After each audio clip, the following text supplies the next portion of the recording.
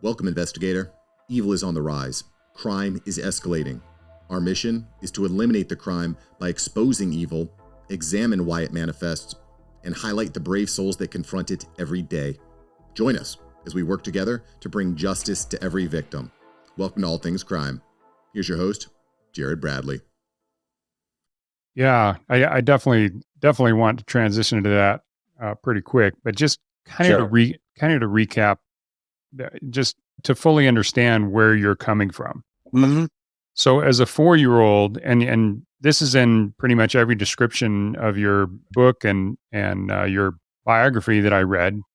So, as a 4-year-old, now the sadists and the ritualistic people that were doing this to you, were they related to you? Yeah, my father was part of it. There were several other families. This is not uncommon in a given area. These creeps have kids and they have families, and they involve their kids in it. They often won't involve all their kids. They're clever. You have to remember, like in my case, there were 10 of us kids, and they only involved me and my sister. And they often will pick like that because if the authorities find out and they ask all the other kids, and they say, no, nothing's happening to us, then they won't believe the one that something is happening to.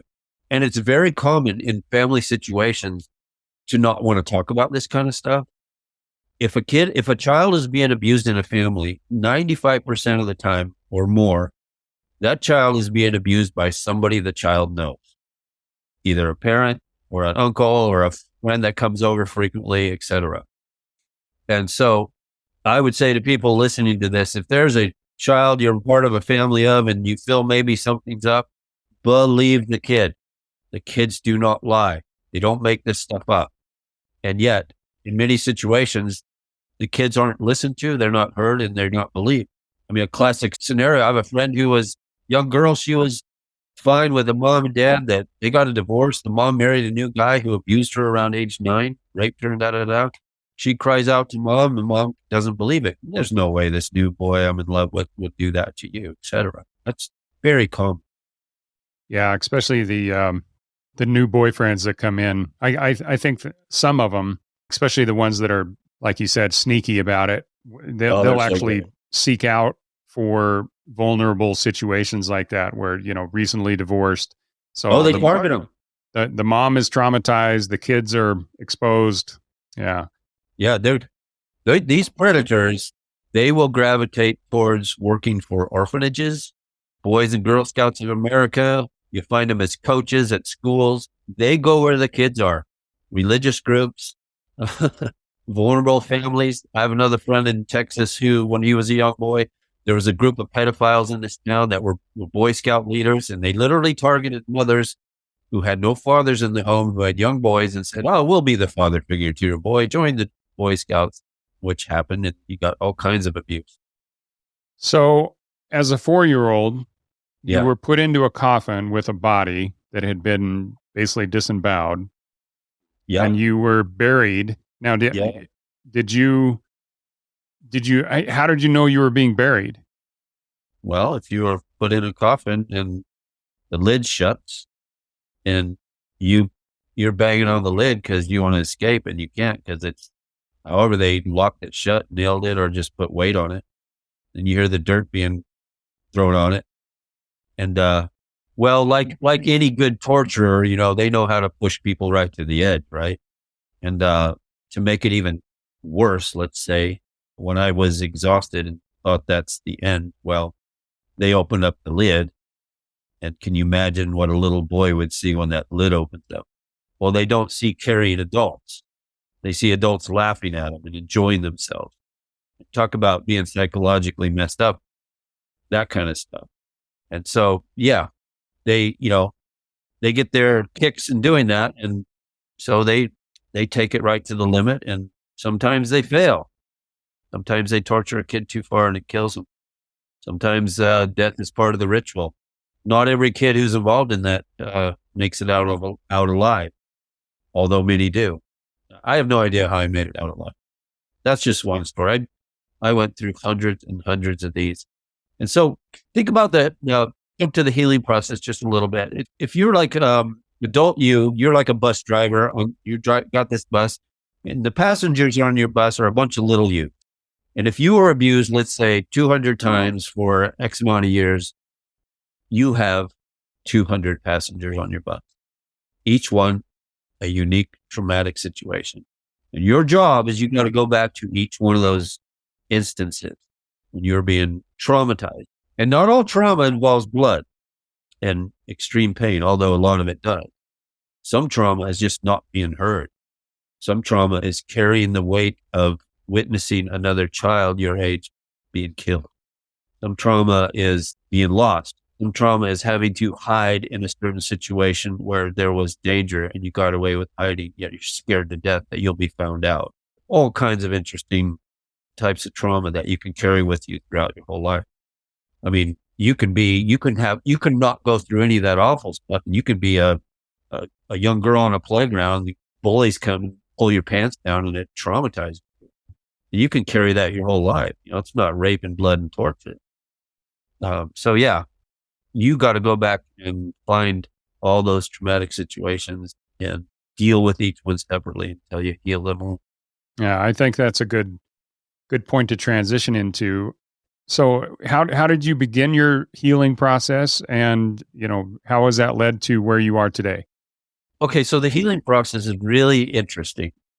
It's interesting because there are a lot of opinions from a lot of professionals and so-called professionals about how to do this. The psychologists, psychiatrists, therapists, counselors, etc., who all work on this. There are somatic types of healing processes. Somatic mean body work, from breathing techniques, tapping on different places of the body. There's eye movement techniques. There's yoga type of movement techniques. There's even a whole technique around drama where you go on a stage in front of people and reenact your trauma, which I'm not a fan of that or some of these other ones. Then there's more of the talk type of therapy where you're talking with a psychiatrist or somebody and you talk it out and you go there. So in my case, what worked for me is that, and this is really fascinating, is so in my case, I'll describe an episode, like a major panic attack is like something just comes over your body. And you don't really know what it is, but your body is in extreme panic. You're in extreme pain. Your heart's racing off the chart. You are uncontrollably shaking. You can't stop it. And you literally feel like you're going to die. When I had my first one, I was about age 45 and I thought I was having a heart attack because I had no memory. I just had the physical effects of this. I got rushed to the hospital, checked out. Sir, you have nothing wrong with you. I'm like, oh my gosh, what's up with that?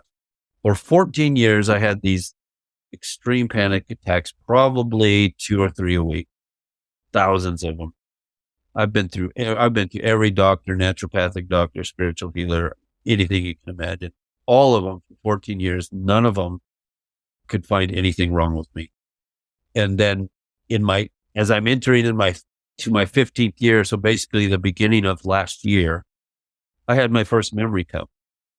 And it was worse. I thought what I was going through was bad. It was even worse. Now, one of the challenges that's tough if a memory does come back to you is you don't know how many there are. You could have been abused 10 times and you got 10 to go through and then you're done. Or it could be hundreds. And in my case, it was hundreds and it took almost all of 2022 to get through them all. Now, what I learned through that process is you as an adult, when this ugly thing hits you and the memory hits you, you want to identify what emotion are you feeling. That's more important than identifying what's actually happening to you, although it's part of. And so with that confidence in it, let's say the emotion I'm feeling is suffocation and death, right? That's what I'm feeling. So I go back there as adult me and I go find that little me right in the act of it happening. Now, my job isn't to rescue that little guy. My job is to help that little guy rescue himself, to empower him, to whisper in his ear, to encourage him, whatever.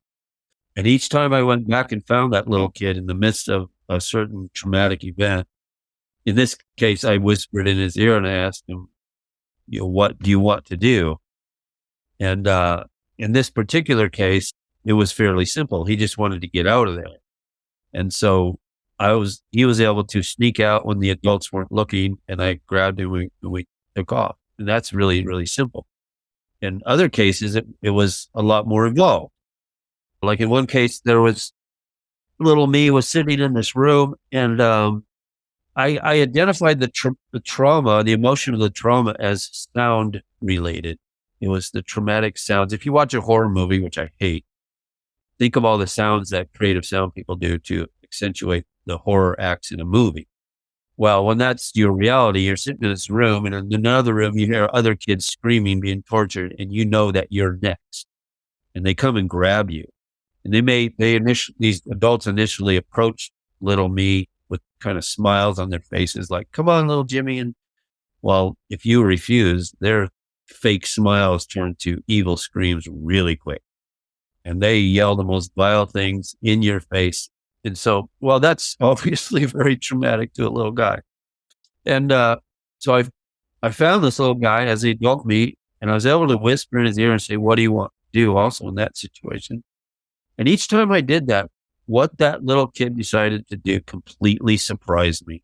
I had no preconceived idea, and it just happened. And in that case, it was far more extreme. He literally reached out, grabbed the throats of these men who were approaching him, and literally ripped the vocal cords right out of their throats. I can see it as clear as day.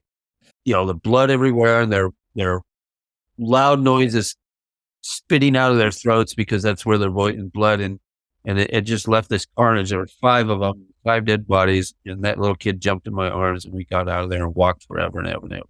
Now that's fascinating in that it's magical. That actually never happened when that event happened to me years ago.